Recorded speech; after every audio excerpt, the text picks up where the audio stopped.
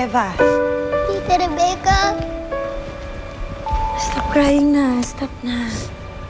Sige na, Yaya. Ako nang bahala sa kanya.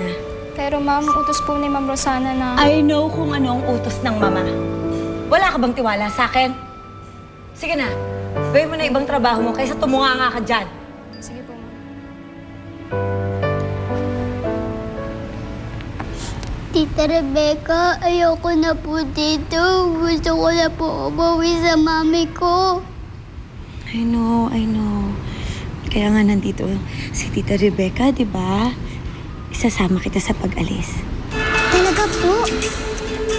Let's go.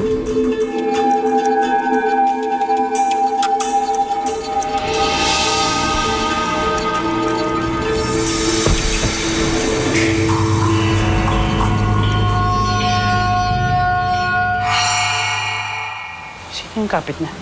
Yung tiyahin niya, may binabayaran sa loob para bantayan siya. Sampulan mo nga yung doon niyang Philip. Hindi niyo pwedeng sirain ang plano kung tapusin ang buhay ng pamangkin.